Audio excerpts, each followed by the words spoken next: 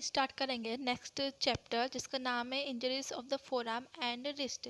Wrist के अंदर और जो फोर आर्म के अंदर जितनी भी इंजरीज होती है या फिर जो भी बोन्स के अंदर फ्रैक्चर होते हैं उसके बारे में डिस्कस करेंगे। तो इसके अंदर बहुत सारे फ्रैक्चर्स आते हैं जिसके अंदर पहला फ्रैक्चर है फोर आर्म्स की बोन का। जो फोर आर्म है वो दो बोन से मिलकर बनी हुई होती है। एक तो होती है रेडियस एंड अल्ना।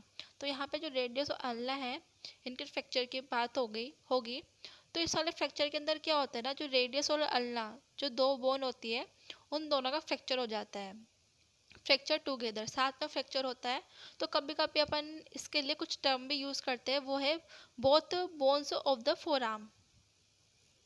और जो कभी कभी जो ये फ्रैक्चर है कभी कभी बहुत ज़्यादा डिस्प्लेस्ड हो जाते हैं और कभी कभी कुछ बार ये डिस्प्लेस्ड नहीं होते। तो इसके कुछ कॉजेस होता है कि ये जो फ्रैक्चर है वो किस कारण से हो रहा है। तो इसके दो कॉज हो सकते हैं। एक तो होता है indirect force and direct force. Indirect force का मतलब है कि मान लो कोई एग्जांपल देखते हैं अपन, फॉल ऑन द हैंड। तो मान लो सरफेस है और पेशेंट गिरा तो उसका हैंड है ना जो आगे की तरफ टच हुआ सरफेस पे और पूरा फोर्स उसके ऊपर आ गया। तो जो हैंड के ऊपर जब वो गिरा है पर्सन तो उस कारण से उसको फ्रैक्चर हो सकता है फोर आर्म की बोन्स के अंदर। और डायरेक्ट ये तो हो गया इनडायरेक्ट। और डायरेक्ट में अपन देख सकते हैं कोई लाठी वगैरह या फिर कोई मारता है तो अगर फोर आर्म पे डायरेक्ट चोट लग जाती है। मान लो कोई एक्सीडेंट हुआ तो जब वो एक्सीडेंट की चोट मतलब वो डायरेक्ट उसके ऊपर फोर्स अप्लाई हुआ फोर आर्म के ऊपर, तो उस कारण से अपन कहेंगे डायरेक्ट फोर्स। उसके बाद आता है तो जो चिल्ड्रंस होते हैं उसके अंदर जो अपन को ये फ्रैक्चर है वो देखने को मिलता है अनडिस्प्लेस्ड। और अगर डिस्प्लेसमेंट भी होगा तो मिनिमल अपन को देखने को मिलेगा। लेकिन जो अडल्ट होते हैं अडल्ट के अंदर अपन को सीवियर डिस्प्लेसमेंट देखने को मिल सकता है। मतलब उन दोनों के बीच में काफ़ी ज़्यादा डिस्प्लेसमेंट आ गया। तो अब आगे बात होती है कि जो डिस्प्लेसमेंट है वो किस कारण से हो रहा है। तो combination of any of the following displacement में आकर angulation commonly medial and anterior angulation देखने को मिल सकता है। उसके बाद जो ये फ्रेगमेंट है फ्रैक्चर के तो कहीं भी शिफ्ट हो सकते हैं किसी भी डायरेक्शन में। And rotation the proximal and distal fragment lies in different position और ऑफ रोटेशन। जो कि जो प्रोक्सिमल और डिस्टल फ्रेगमेंट्स है बोन्स के फ्रैक्चर वाले पार्ट पर तो वो लाई कर सकते हैं डिफरेंट पोजीशन ऑफ रोटेशन में। उसके बाद आता है इसका डायग्नोसिस कि इसका डायग्नोसिस कैसे करेंगे। तो इसका डायग्नोसिस काफ़ी सिंपल है क्योंकि अपन को वहाँ पे काफ़ी ज़्यादा साइन एंड सिम्टम्स देखने को मिलते हैं। तो अपन एब्जॉर्व कर सकते हैं कि वहाँ पे कौन सी मतलब किस तरह का फ्रैक्चर है। तो अपन इस तरह से उसको डायग्नोस कर सकते हैं। फ्रैक्चर इन चिल्ड्रन जो चिल्ड्रंस के अंदर जो फ्रैक्चर होता है ऑफ्टन अनडिस्प्लेस्ड होता है may not have must sign. Okay, अब इसका ट्रीटमेंट आता है। ट्रीटमेंट अपन जितने भी फ्रैक्चर अभी तक पढ़े हैं उस सबके अंदर ट्रीटमेंट आता है। एक तो conservative treatment and operative treatment. Conservative treatment में अपन रिडक्शन करते हैं, क्लोज रिडक्शन करके प्लास्टर कास्ट अपन उसके ऊपर अप्लाई करते हैं। उसके बाद उसको एक्सरसाइजेज वगैरह परफॉर्म करवाते हैं।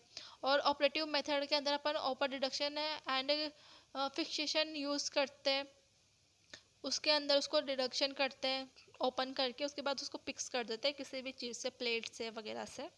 तो अपन इसके अंदर पहले पढ़ेंगे कंजर्वेटिव ट्रीटमेंट। तो कंजर्वेटिव ट्रीटमेंट में लिखा हुआ है अपन क्लोज रिडक्शन करेंगे by manipulation under general anaesthesia. General anaesthesia use कर अपन उसके ऊपर क्लोज रिडक्शन करेंगे। And mobilization is an above plaster cast. और उसका इमोबलाइजेशन करेंगे जो प्लास्टर कास्ट है ना वो अपन उसके ऊपर अप्लाई कर देंगे अबव एल्बो। तो इस तरह से उसका इमोबलाइजेशन हो जाएगा। तो यहाँ पर है पहले क्लोज रिडक्शन किया उसके बाद इमोबलाइज कर दिया उसको। तो अभी अपन ने बात किया था ना कि अपन उसका क्लोज रिडक्शन करेंगे उसके बाद उसको इमोबलाइज करेंगे उस पार्ट को। तो अपन इसके अंदर देखेंगे कि जिसका क्लोज मैनिपुलेशन अपन कर रहे हैं, रिडक्शन वो कर रहे हैं, तो अपन उसको किस तरह से करेंगे। तो पहले तो अपन जो पेशेंट है जहाँ पर फ्रैक्चर हुआ है तो एल्बो को अपन फ्लेक्स करेंगे 90 डिग्री में और सर्जन ट्रैक्शन अप्लाई करेगा। And surgeon apply traction to the hand against counter traction by the assistant grasping the upper arm. तो यहाँ पे दो तरह से अपन ट्रैक्शन देंगे, एक तो सर्जन दे रहा है, एक असिस्टेंट दे रहा है अपर आर्म पर। तो एक काउंटर ट्रैक्शन होता है, इस तरह से अपन करेक्टर वो देंगे traction. Angulation and displacement generally corrected bye traction along. तो इस तरह से जो एंगुलेशन होता है वो करेक्ट हो जाता है, और जो डिस्प्लेसमेंट हो रहा था वो उससे भी अपन करेक्ट कर सकते हैं इस तरह से।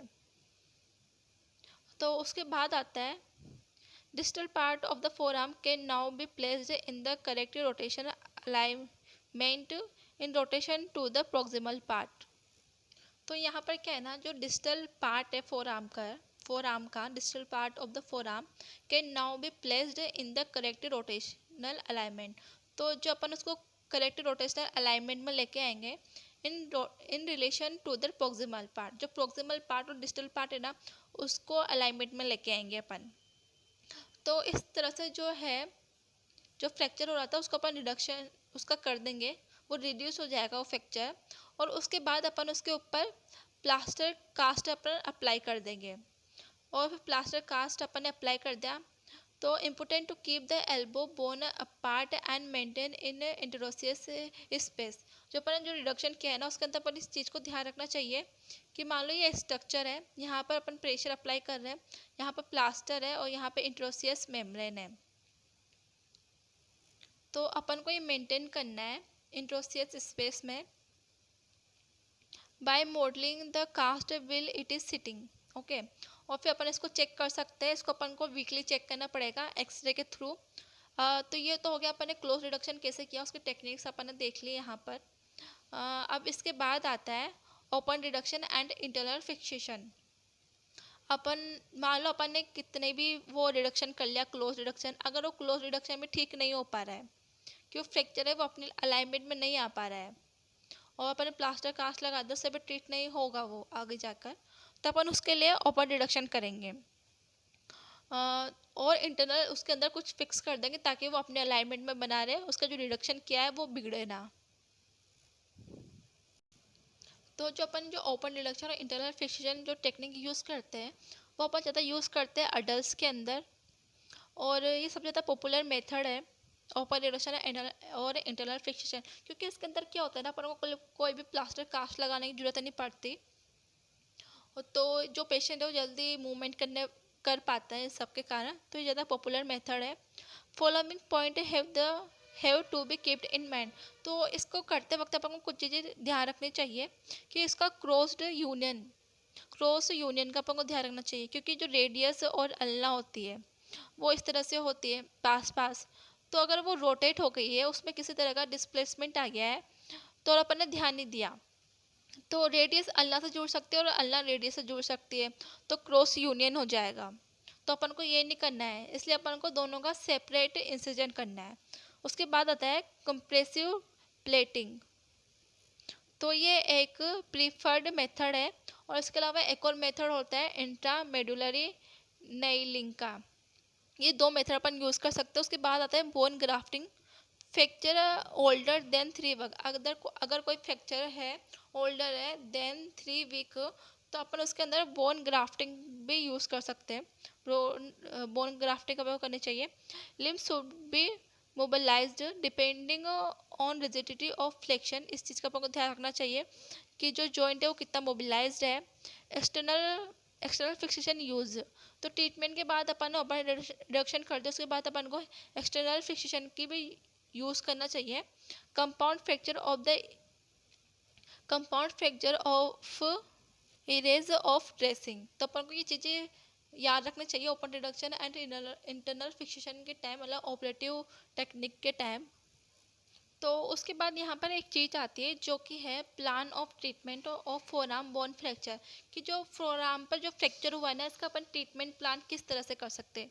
तो मान लो जो फ्रैक्चर ऑफ फोरआर्म बोन, जो फोरआर्म की जो बोन है वहाँ पर फ्रैक्चर हो गया और नो वुंड है, वो वहाँ पर कोई वुंड नहीं है, तो यहाँ पर दो कंडीशंस हो सकती है, बोथ बोन फ्रैक्चर और वन बोन फ्रैक्चर। या तो दोनों बोन फ्रैक्चर हो सकते हैं या फिर एक बोन ही है जो फ्रैक्चर होगी।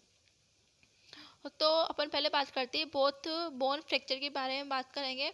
तो इसके अंदर भी दो कंडीशन हो सकती हैं, या तो जो फ्रैक्चर है वो डिस्प्लेस्ड हो गया, या फिर जो डिस्प्लेस्ड हो गया या फिर वो अनडिस्प्लेस्ड है। अगर उसका डिस्प्लेसमेंट हो गया है तो अपन उसके लिए ओरिफ यूज़ करेंगे। ओरिफ का मतलब यहाँ पे ओपन डिडक्शन है एंड इंटरनल फिक्सेशन। अपन ने बात किया था कि अगर अपन क्लोज डिडक्शन कर रहे हैं और अगर वो नहीं हो पा रहा है तो उसके आगे की टेक्निक होती है कि अपन उसके अंदर ओपन डिडक्शन करें, मतलब ऑपरेटिव मेथड। अगर वो कंजर्वेटिव मेथड से ट्रीट नहीं हो रहा तो अपन उसके लिए ऑपरेटिव मेथड यूज़ करेंगे। तो यहाँ पर यही है, अगर डिस्प्लेस्ड है फ्रैक्चर, उसका रिडक्शन अपन कर नहीं पा रहे हैं तो अपन उसके लिए ओरिफ टेक्निक यूज़ करेंगे। और अगर अनडिस्प्लेस्ड है, उसके अंदर कोई वो अपने अलाइनमेंट में बना हुआ है, तो अपन वहाँ पर पीओपी यूज़ करेंगे 4-6 वीक्स के लिए। तो इस तरह से अपन उसको ट्रीट कर सकते हैं, उसको अपन बेड से प्रोवाइड करवा सकते हैं। और अगर वन बोन फ्रैक्चर है, कि अगर सिर्फ एक ही बोन फ्रैक्चर हुई है या फिर अल्ना हुई है या रेडियस हुई है, look at the proximal and distal radio ulnar joint. तो इसके अंदर भी दो चीज़ें हो सकती है, या तो उसका डिसलोकेशन हो गया या फिर जो डिसलोकेशन है वो नहीं हुआ। और अगर डिसलोकेशन नहीं हो रहा है तो यहाँ पर भी अपन ऐसे करेंगे कि अबव एल्बो प्लास्टर कास्ट अपन प्रोवाइड करा देंगे 4 वीक्स के लिए और उसको बेड से प्रोवाइड करवा देंगे। और अगर यहाँ पर आता है, अगर डिसलोकेशन प्रेजेंट है तो अपन वही इसके अंदर अपन ओरिफ यूज़ कर लेंगे, जो कि अपन यहाँ पर कर रहे थे। डिसप्लेस्ड हो रहा था फ्रैक्चर तो अपन यहाँ पे ओरिफ यूज़ कर रहे थे, तो यहाँ पर भी ऐसा ही है। अगर डिसलोकेशन है तो अपन ओरिफ यूज़ करेंगे। आइदर हेलेजी और मोन्टेजिया फ्रैक्चर, ये एक दो फ्रैक्चर के नाम है जो कि अपन को फोर आर्म के बोन्स के अंदर देखने को मिलता है। तो अगर वो है तो अपन ओरिफ यूज़ कर सकते हैं। तो ये एक ट्रीटमेंट प्लान था जो कि अपन यूज़ करते हैं, फ्रैक्चर होता है अगर फोर आर्म है तो उसके लिए। तो फिर अब उसके बाद आते हैं इसके कॉम्प्लिकेशन। तो इसके अंदर अपन ने कॉम्प्लिकेशंस देखेंगे जो कि है infection, Volkmann ischaemia, delay union and non union, malunion and cross union. ये सब तो मतलब सब में कॉमन ही है, सारे फ्रैक्चर्स पे अपन इसको लिख सकते हैं। तो इन्फेक्शन, अगर मान लो कि ओपन फ्रैक्चर है, ओपन फ्रैक्चर में क्या होता है ना, ऊपर से जो पार्ट होता है ना वो ओपन होता है, तो उसके कारण से कोई भी इन्फेक्शन अपन को हो सकता है, कोई भी बैक्टीरिया अंदर जा सकता है या फिर कुछ भी हो सकता है। An open fracture of both bone of the forearm may become secondary infective leading to osteomyelitis. ठीक है, उसके बाद आता है Volkmann ischaemia. Within 8 hours of injury, अगर इंजरी 8 घंटे तक रहती है, 8 घंटे तक रहती है, तो डैमेज कर सकती है flexor compartment of the forearm की मसल्स को। क्योंकि अब यहाँ पे वोल्कमार्क इस्टीमिया का मतलब अपन देखते हैं कि फ्रैक्चर हो गया, और फ्रैक्चर होने के बाद जो वहाँ के आसपास के जो आर्टरीज है जो कि आगे चल के उसके डिस्टल पार्ट को सप्लाई करती है, तो वहाँ पे फ्रैक्चर होने के कारण कहीं ना कहीं वो भी डैमेज हो सकती है। और अगर वो डैमेज हो गई तो वो प्रॉपर अमाउंट में सप्लाई नहीं कर पाएगी, और सप्लाई नहीं कर पाएगी तो जो डिस्टल पार्ट पे जो भी मसल्स वगैरह है वो वर्क कैसे कर पाएगी। तो वहाँ पे जो मसल्स ऑफ द जो फ्लेक्सर कंपार्टमेंट की जो की मसल्स होती है फोर आर्म पर, वो डैमेज हो सकती है। उसके बाद है delay union and non union. तो डिले यूनियन का मतलब है कि जो फ्रैक्चर हुआ है उसको यूनियन होने में, उसको जुड़ने में थोड़ा टाइम लग रहा है। एंड नॉन यूनियन का मतलब है कि वो जुड़ ही नहीं पा रही। अगर मान लो कि जो रिडक्शन है वो कुछ ज़्यादा हो गया है, जैसे दूर दूर चली गई है, मतलब वो काफ़ी दूर दूर चला गया है फ्रैक्चर के जो फ्रेगमेंट्स है वो, और उसका रिडक्शन ठीक से नहीं हो पाया है, तो उसका रिडक्शन ठीक से नहीं होगा तो वो नॉन यूनियन रह जाएगी, वो जुड़ ही नहीं पाएगी अगर वो दूर दूर है तो। और इस कारण से अपन को डिले यूनियन भी देखने को मिल सकता है, अगर वो थोड़ा दूर है और जुड़ सकती है तो उस जगह पे। और है माल यूनियन। माल यूनियन का मतलब है कि जो फ्रैक्चर है वो जुड़ तो गए हैं लेकिन वो सही तरीके से नहीं जुड़े हैं, तो उस कारण से अपन को फोर आर्म पे और डिफॉर्मिटी देखने को मिल सकती है। वेलगस वेरस डिफॉर्मिटी अपन को देखने को मिल सकती है एल्बो जॉइंट में। उसके बाद आता है क्रॉस यूनियन। क्रॉस यूनियन में अपन ने बात किया था कि वहाँ पर दो बोन होती है फोरआर्म पर, रेडियस एंड अल्ना। अगर ये दोनों का फ्रैक्चर हो गया तो ये वाली बोन इससे जुड़ सकती है और ये वाली बोन इससे जुड़ सकती है, मतलब रेडियस वाली बोन अल्ना से जुड़ सकती है और अल्ना रेडियस से जुड़ सकती है, तो वहाँ पे क्रॉस यूनियन हो सकता है। मतलब यूनियन हो रहा है लेकिन ठीक से नहीं हो रहा, वो क्रॉस में हो रहा है। तो इस कारण से अगर ऐसा हो गया तो वहाँ के जो मूवमेंट्स है वो ठीक से नहीं हो पाएंगे फोर आर्म के। तो ये कुछ कॉम्प्लिकेशंस है। तो अपन ने आज यहाँ पर बात की थी जो फोर आर्म के जो बोन है उनके फ्रैक्चर के बारे में, जहाँ पर रेडियस और अल्ला का फ्रैक्चर हो रहा था।